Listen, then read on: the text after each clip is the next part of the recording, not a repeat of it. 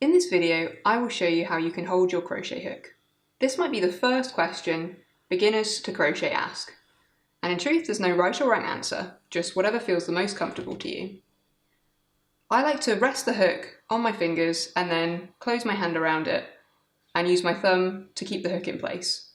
But some people prefer a more open-handed approach and use their index finger more. I'll show you how that looks using a piece of crochet. So I'm going to tension the yarn with my left hand and I hold my hook like this as I go into the work. And I really use my thumb to keep control of the hook. But it's good to just try out lots of different ways, and the more you crochet, the more you'll find the natural handhold for you. So there you have it. That's how to hold a crochet hook.